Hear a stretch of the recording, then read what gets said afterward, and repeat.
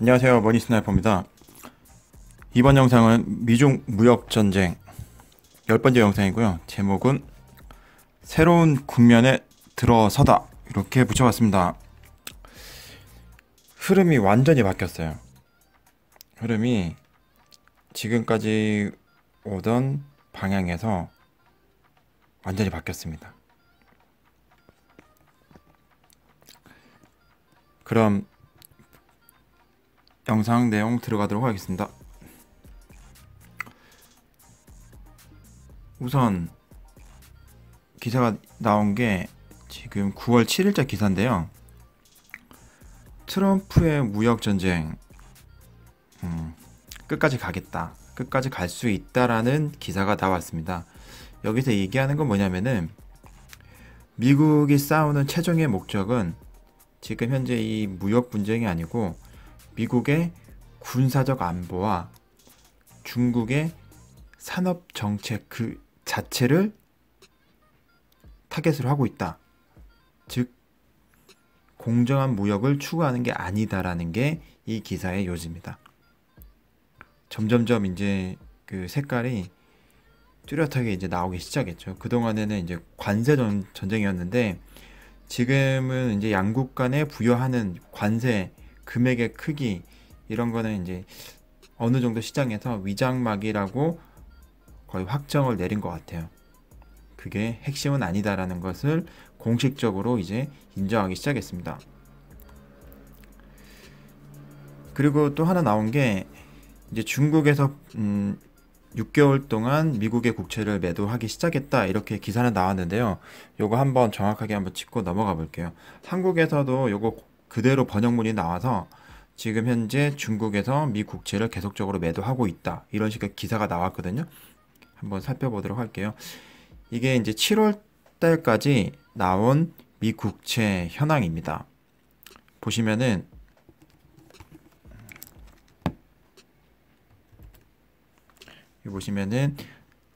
중국 본토가 가지고 있는 국채 비율이 6개월 동안 줄었다고 하는 게 이때부터 하나, 둘, 셋, 넷, 다섯 여기 이렇게 줄었다고 얘기를 하는 거거든요. 근데 보면은 이게 확대해서 볼게요.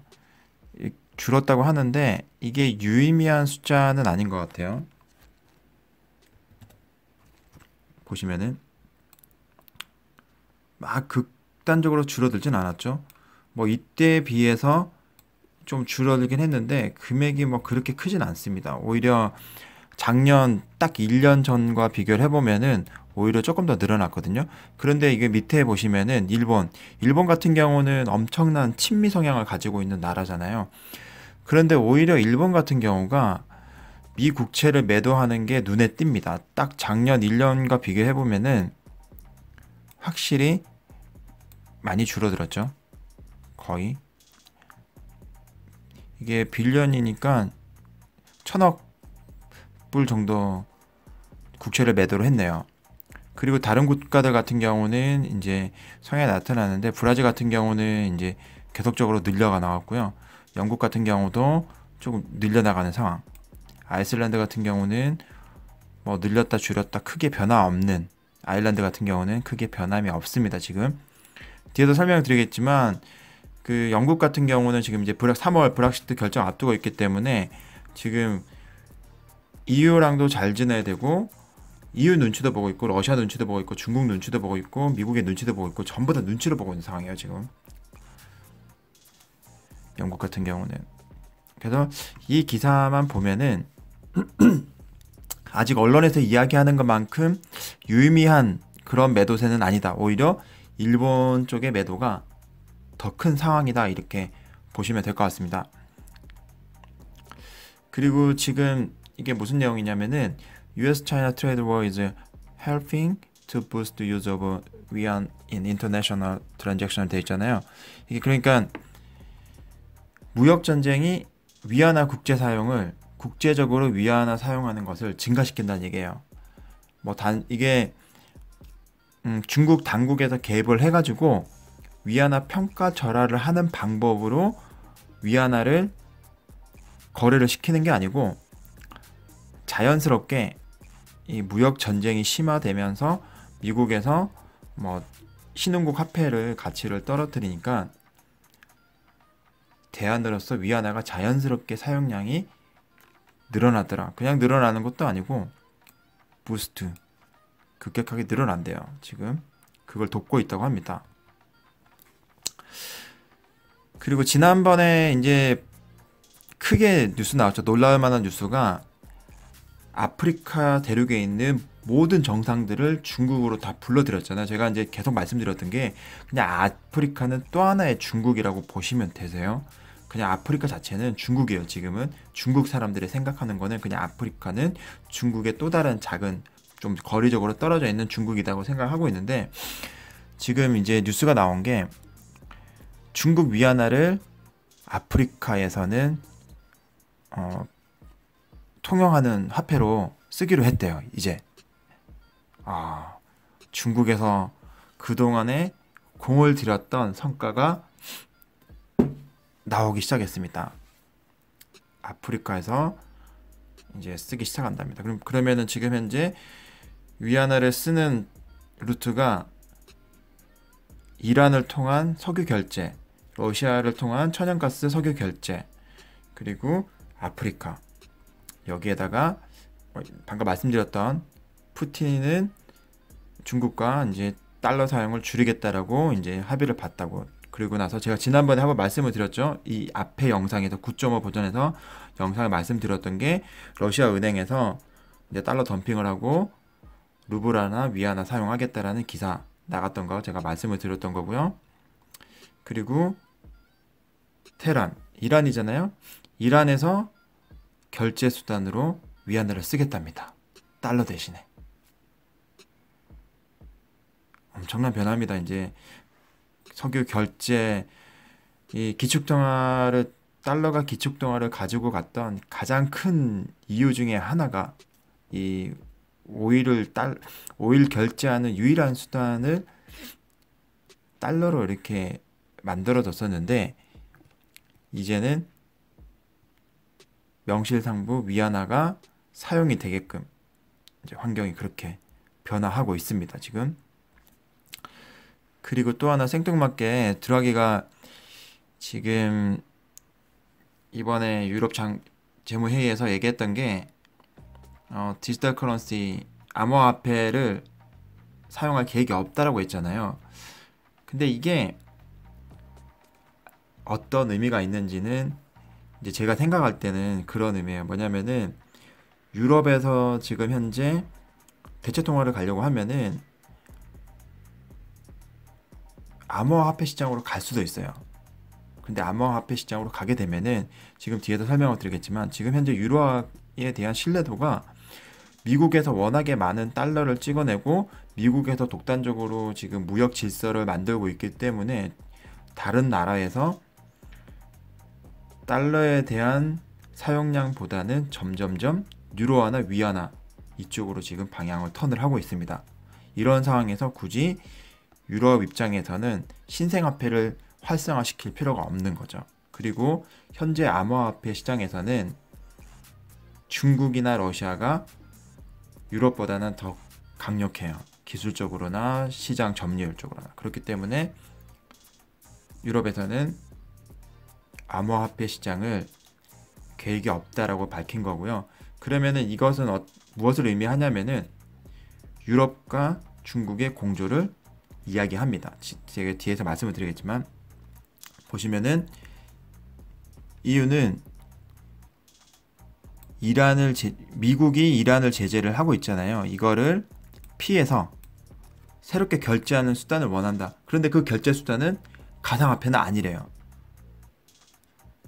그럼 유로화 아니면은 위안화 또는 제3의 어떤 결제 수단이 나온다는 얘기인데 위안화나 유로화의 가능성이 되게 높겠죠. 그런데 유로화를 사용하게 되면은 미국이랑은 정면적으로 또 이제 대치되는 부분이 있기 때문에 위안화라든지 뭐 다른 방식을 통해 가지고 이란과 거래를 하겠다는 겁니다. 근데 미국에서는 요청을 했죠. 이란이랑 거래하지 말기를. 그런데 거래를 한답니다. 근데 유럽 내에서도 오스트리아 같은 경우는 러시아에 대한 부분을 좀 반대를 하고 있어요. 지금 제가 이제 이제 러시아랑 중국을 같이 말씀을 드리고 있습니다. 러시아에 대해서 지금 러시아 같은 경우는 그 과거 이제 크롬반도 문제가 있었기 때문에 그 문제가 발생한 이후에서 유럽 연합 자체에서 러시아를 좀 이렇게 규제를 하고 있는 상황이었거든요. 그런데 지금 러시아가 점점점 유럽이랑 이제 가까워지는 것을 오스트리아는 지금 현재 반대한다고 이렇게 발표를 한 겁니다. 러시아도 유럽이잖아요. 그런데 이제 제가 9.5에서도 말씀드렸지만 이 앞에 영상에서 말씀드렸지만 프랑스는 러시아에 무기를 수입하는 것을 이미 계약을 했고요. 그리고 러시아 좀 친러의 방향으로 가기로 마크롱은 얘기를 합니다. 그리고 메르켈도 이제는 러시아에 대한 규제를 풀어줄 때가 되었다라고 얘기를 하고 있어요. 이제 미국이 원하는 대답보다는 유럽의 정상들이 러시아 또는 중국 쪽으로 방향을 바꾸고 있습니다. 그것도 이전부터 이런 노선을 취하고 있었지만 공식적으로 언론에서 이야기하기 시작했어요. 엄청 중요합니다. 그리고 유럽 그 의회 회장 같은 경우가 이제 얘기하는 게 미국이 중국에게 관세 부과했던 것은 매우 유감스럽다, 불행하다, unfortunate라고 얘기를 했잖아요. 그러면서 이제 8월 달에 이런 일이 있었죠. 유럽과 미국 간의 자유무역에 대해서 보다 긴밀하게 하겠다 이렇게 했었는데 발표가 났었죠. 이제 최근에 나온 기사 중에 하나, 중요한 뉴스 중에 하나가 태양광, 중국의 대양강, 태양광 판넬 수입을 이제 규제를 풀어주겠다 이런 기사가 나왔습니다. 9월 중에 풀겠다라고 얘기 나왔죠. 그러면서 중국의 태양광 관련된 종목들이 살짝 그 당일날에는 좀 급등했고요. 그 이후에는 살짝 이제 지금 정상 궤도를 가려고 하는데 태양광 수입 시장은 아직도 그래도 미국이 가장 큰 시장이기 때문에 회복세는 조금 느립니다. 그리고 개인적으로는 바라봤을 때는 아직까지는 장기적으로는 괜찮지만 아직까지는 태양광 시장이라는 게 회복되려면 시간이 좀 걸릴 것 같아요. 그 이유는 지금 러시아나 미국이나 모두가 유가가 되고 유가 석유 거래가 활성화되는 걸 원하고 있거든요. 근데 유가가 올라가면은 원래 이제 상식적으로 생각하면 유가가 올라가면은 대체 에너지인 풍력이나 아니면은 그 태양광 쪽에 수요가 늘어나기 때문에 이쪽에 좀 전망이 밝겠구나 생각할 수 있어요. 근데 이거는 조금 더 시간이 걸리는 문제인 것 같고요. 제가 생각할 때는 제 개인적인 견해는 물론 그렇게 가는 게 맞지만 지금은 이렇게 유가를 올려놓은 상태에서 이 고유가에 대한 이 베너핏을 모든 국가들이 충분히 좀 누리려고 하는 것 같아요. 바로 이제 태양광 쪽으로 넘어가 버리게 되면은 태양광이라든지 신재생 에너지 쪽으로 넘어가 버리게 되면은 미국 쪽에서는 올려놓은 유가가 금방 죽어버리는 결과가 되기 때문에 조금 더 가져갈 것 같아요. 그래서 이 태양광 시장이라든지 신재생 에너지 시장이 당분간은 지금처럼 좀 지지부진하지 않을까 생각해 봅니다. 그리고 이제 이런 기사도 나왔죠. 미국과 유럽연합과 일본은 중국에 대해서 조금 이제 규제를 하려고 한다. 그러면 이제 이거는 속내는 이거예요. 유럽에서는 이제 중국으로부터도 뭔가를 많이 받고 싶어하고 러시아로부터도 뭔가를 이제 천연가스라든지 그 석유라든지 이런 부분을 헐값으로 좀 이렇게 매입하려고 하는 것도 있고요. 그리고 미국으로부터 이런 이제 무역에 대한 부분, 관세에 대한 부분을 재협상을 하려고 하는 거예요. 보면은 이제 이야기하죠.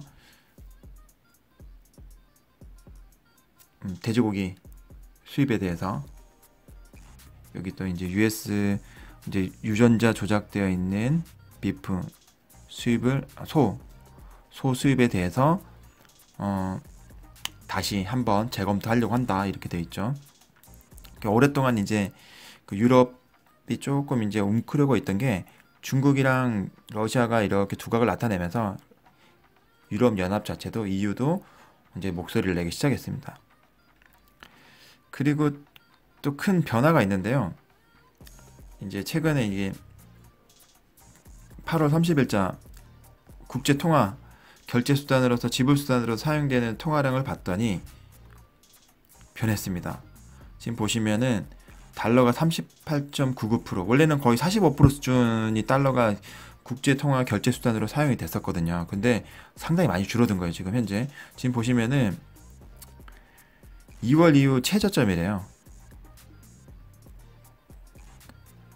페브루아리, 그러니까 2월 이후로 달러 사용량이 최저점으로 떨어지고 상대적으로 유로화 사용량이 엄청 올라갔어요. 지금 보시면은 달러가 38.99, 거의 39% 정도, 거의 평균 대비해서 4~5% 정도 다운이 됐어요, 사용하는 게. 그런데 유로화 같은 경우는 35% 정도. 그러니까 굳이 드라기가 발표했던 것처럼 가상화폐라든지 새로운 화폐를 지금 현재는 내놓을 필요가 없는 거예요. 이제 유로화가 국제시장에서 강세를 나타내고 있는 상황이기 때문에.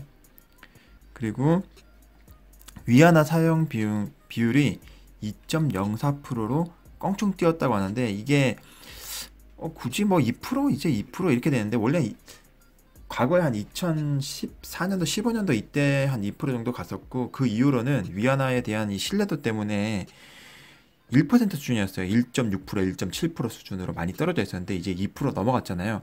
그런데 지금 이거는 아직까지는 그 페트로 위안화가 선물 거래되고 나고 이제 달러에 대해서 위안화 거래 결제가 됐던 거, 본격적으로 됐던 게 반영이 안 된 거고요. 그리고 앞서 보여드렸던 지금 이란이라든지 이제 아프리카나 이런 주변국에서 위안화를 본격적으로 사용하겠다라고 이야기했기 때문에 아마 이게 상당 부분 올라갈 겁니다. 지금 현재 랭킹 사용량으로 따져보면은 한 5위 정도 되는데, 지금은 3위가 엔화거든요. 근데 엔화 수준 이상으로 가지 않을까 생각해 봅니다. 머지않아 그대로 그렇게 긴 시간이 필요하지 않고 짧은 시간 안에 위안화가 이 국제적으로 사용하는 비율에서 많이 늘어날 것 같아요. 그런데 그리고 이제 또 리커창이 얘기를 했죠. 중국은 수출을 위해서 위안화를 평가절하시키지 않겠다. 이거는 미국에서도 원하는 바이고요. 계속적으로 제가 얘기했지만 이거는 미국도 원하고 중국도 원한다고 제가 말씀을 드렸습니다. 이렇게 돼야지 위안화가 국제적으로 통용되고, 중국은 위안화가 기축통화 반열까지는 올라가진 않지만 상당 부분 본인들이 원하는 목표를 달성할 수 있을 거라고 제가 계속 말씀드렸던 부분이에요. 그래서 이제 중국에서 본격적으로 의사 표현을 하기 시작했습니다.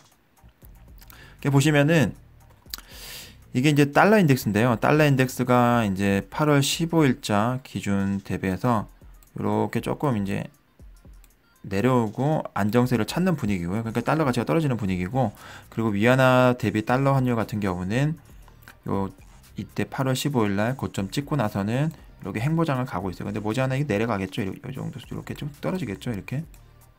그렇게 돼야지 강세장이 오는 거고요. 만약에 이 부분에서 이렇게 방향을 선회를 한다고 하면은 중국에서 실패했다는 얘기이기 때문에 시장에서는 대단히 안 좋은 뉴스로 보시면 됩니다. 방금 보여드렸던 이제 위안화에 대해서는 이제 평가절하 하지 않겠다. 그리고 두 번째, 이제 최근에 이제 어제 오늘 이제 정상회담, 남북 정상회담을 기점으로 중국 장이 소위 말하는 이제 국가대표, 국대가 이제 뛰어들었죠.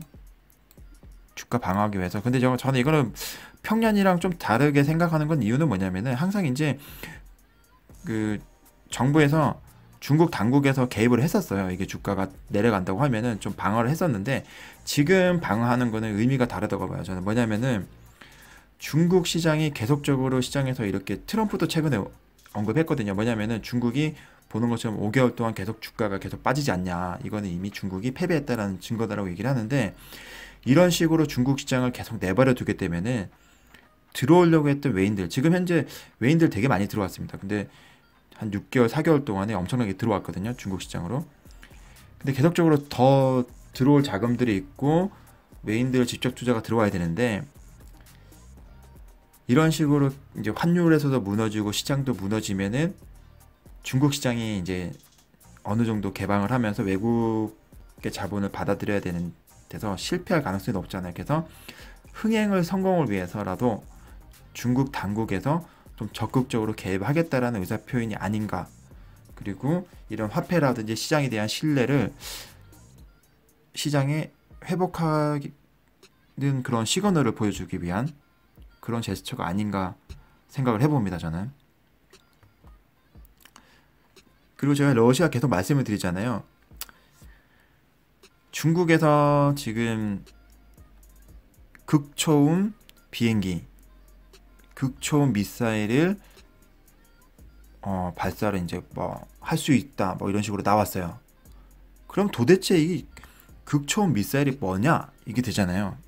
이거 근데 엄청난 겁니다. 지금 현재 이것을 개발한 나라는, 극초음 미사일을 개발 성공한 나라는 러시아밖에 없어요. 그렇기 때문에 러시아가 지금 현재 적극적으로 나오는 거고요. 이렇게 보시면 되세요. 북한은 살기 위해서 핵무기를 개발을 한 거고요. 러시아는 세계에 다시 한번 나와서 미국과 맞짱 뜨기 위해서 이 극초음 미사일을 개발하는데 모든 예산과 모든 돈을 다 쏟아부었어요, 푸틴이. 그래서 이게 개발이 성공함과 동시에 미 국채 전략 매도 들어가고요. 그리고 금을 모으기 시작했습니다. 달러 패권에 대해서 도전을 하는데, 그런데 너무 군사력만 강화를 하다 보니까 러시아는 경제적인 뒷받침은 중국에 의존을 하면서 둘이 합작을 하기 시작했어요. 그래서 중국에서 이 극초음 미사일을 개발을 했다는 얘기는 뭐냐면은, 미사일을 개발했다는 얘기는 뭐냐면은 러시아로부터 기술을 받았다고 저는 그렇게 해석을 합니다. 근데 이 극초음 미사일이 뭐냐면은, 보시면은 레이더 탐지에 안 걸려요. 너무 빨라서. 그리고 베이징에서 뉴욕까지 2시간 반이면 날아갑니다. 이게 뭐냐면은 방어를 할 수 없고요. 막을 수가 없고요. 핵탄두를 탑재 가능해요. 전 세계 어디든지, 군함이든 비행기든 어떤 일반 건물이든 배든 항공모함이든 3시간 안에 요격 가능해요. 전 세계 어디든지. 엄청난 겁니다, 이게. 핵을 장착하면은 전 세계 어디든지 3시간 안에 핵이 도달합니다. 그런데 막을 수가 없어요. 엄청난 거죠, 지금. 그리고 터키는 러시아와 또 손을 잡기 시작했습니다. 그러면서 시리아의 비무장 지대를 형성하는 것을 동의를 했고요. 그러면서 터키는 아까 말씀드렸던 S-400이 극초음 미사일인데, 이제 이런 무기들을 계속적으로 도입을 하려고 하고 있습니다, 지금. 그리고 이제 트럼프는 이제 독일에게 러시아에 대한 이제 가스관 공급을 통해서 나가는 자금을 좀 차단해달라 이렇게 얘기를 하지만, 이제 공식적으로 누구나가 알고 있는 것처럼 메르켈과 트럼프의 사이는 매우 좋지가 않죠. 이거는 트럼프가 먼저 메르켈을 속된 말로 개무시를 했었던 거고요. 그리고 그래서 얘기를 하는 거죠. 유럽 자체가 메르켈한테만 얘기하는 게 아니고 유럽 연합 자체에 이제 러시아 가스 가지고 오는 것을 이제 중단해야 된다. 가스 공급을 받는 것을 중단해야 된다라고 얘기를 하고 있고요. 그리고 이제 미국이 여기 보시면은 폴란드에 군사를 주던 영구적인 이제 군사 기지를 만들려고 하고 있습니다. 그래서 유럽 입장에서는 이제 미국과도 조금 이렇게 다리를 놓고, 근데 미국보다는 지금 러시아나 중국과 더 긴밀한 관계를 가지고 가고 있는 게 사실입니다, 유럽 연합은. 그리고 지금 이제 주변국들 좀 살펴보면은 이제 메이가 조금 되게, 테레사 메이가 되게 지금 난감한 상황이에요. 이제 내년 3월이면은 이제 브렉시트가 본격적으로 이제 실행이 돼야 되는 상황이기 때문에 이제 이 부분을 충격을 최소화하기 위해서 지금 백방으로 나서고 있어요. 이게 이제 성공을 해도 지금 테레사 메이는 정치적으로도 좀 타격이고요. 실패를 해도 지금 정치적으로 타격입니다, 지금 현재. 그런데 이제 메이는 이제 합의를 근접했다고 하지만 EU에서는 그렇진 않아요. 되게 고자세로 나가고 있거든요. 왜냐면은 이거 그냥 넘어가면은 이런 게 나비 효과가 되어서 다른 나라도 마음에 안 들면 나가겠다고 할 거라고 생각하기 때문에 대단히 좀 고자세로 나가고 있어요, 지금 EU에서는. 그리고 IMF도 얘기하죠. IMF는 미국의 말을 어떻게 보면 대변한다고 볼 수 있습니다. 치를 대가가 클 거다라고 이렇게 좀 경고성 발언을 하고 있네요. 그리고 또 하나 주변국, 아시아의 맹주였던 일본이죠. 일본이 미국과 무역 협상 끝나고 나자마자 일본은 역시나 아베는 미국의 무기를 대량으로 수입을 했고요. 그리고 남중국해에 관련돼서 지금 긴장을 조성하고 있대요. 군사를 파견하면서 잠수함을 보내면서. 그런데 이거는 러시아가 해결해 줍니다. 보시면은 쿠릴 열도 문제 관련돼서 지금 아베가 이제 푸틴한테 이 부분 우리 좀 화해 좀 하자 이런 식으로 제안을 했었는데 푸틴 대놓고 개무시해요. 푸틴은 단호합니다. 뭐 일본 열도를 눈 깜짝할 사이에 모두 날려버리겠다라고 발언할 정도로 푸틴은 러시아는 일본을 되게 싫어해요, 지금. 이런 껄끄러운 문제도 중국이 하기가 좀 애매한 문제는 러시아가 해주는 거죠. 지금 러시아랑 중국의 궁합이 상당히 잘 맞습니다, 지금. 이거는 2018년도 6월 이제 파이낸셜 타임즈에서 어떻게 하면은 무역 분쟁을 끝낼 수 있을까에 대한 내용인데요. 잠깐 한번 보도록 하겠습니다.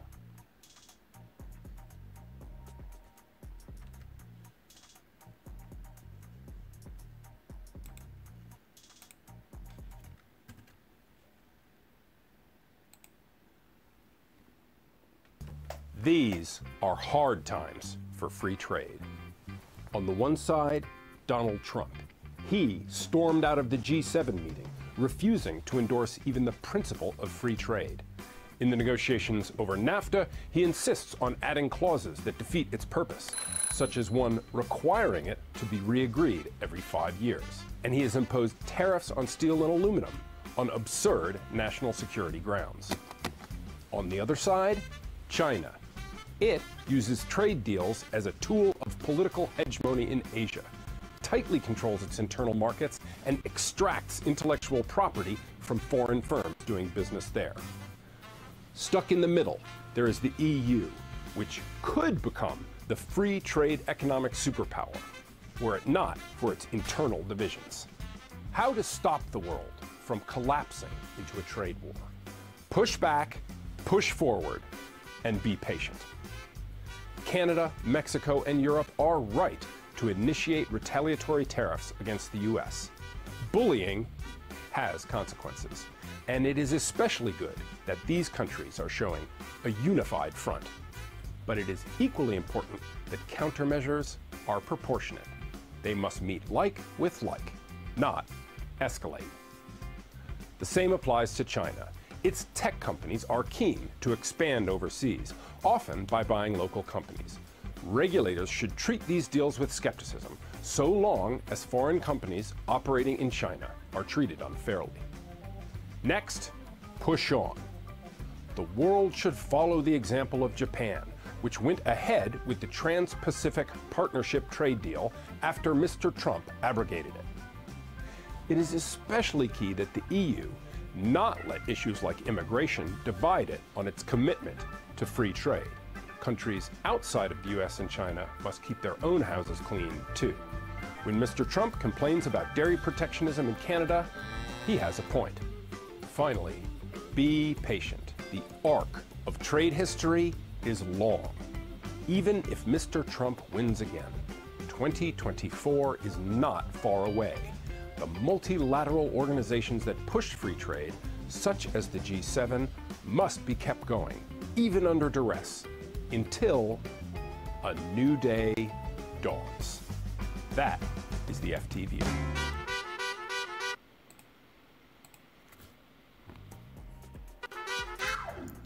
네, 이거는 제가 처음 6월 달에 이 영상 보면서 참 제가 생각했던 거랑 비슷하게 생각하고 있구나라고 이제 되게 기분 좋게 봤던 영상이었거든요.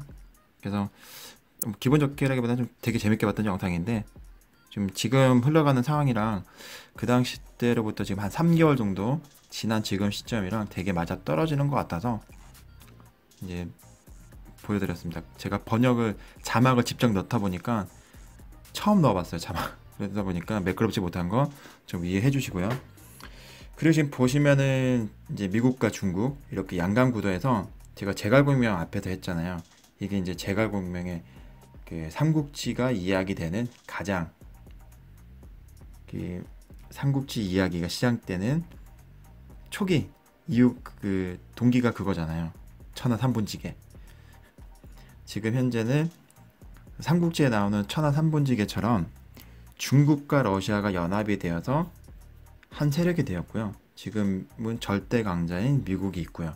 그리고 중간에 유럽이 있습니다.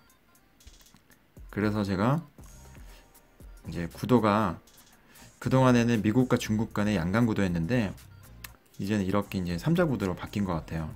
제가 볼 때는. 그래서 중국과 러시아, 그리고 미국, 유럽, 그리고 유럽 뒤에 이제 영국이 있고요. 이제 브렉시트 앞두고 있는 영국이 변수로 남아 있고, 아시아에서는 일본이 있는데 일본은 지금 되게 좀 난감한 게 우리나라가 지금 현재 거의 종전선언 가는 분위기잖아요. 그러다 보니까 일본이 되게 지금 다급해졌어요. 지금 일본이. 그러다 보니까 일본은 지금까지 이제 친미였기 때문에 미국에 절대적으로 의존을 하면서 아시아 시장에서는 이제 절대 강자로 남아 있으려고 했던, 그리고 2등의 자리, 이제 중국이 급부상하면서 2등의 자리로 머무르고 싶어 했었는데 지금 한반도 지정학 리스크가 해소되고 이제 이게 종전선언 되게 되면은 일본이 지금 그 2등의 자리를 가지고 갈 수 있다라는 게 미지수가 돼버렸어요, 지금.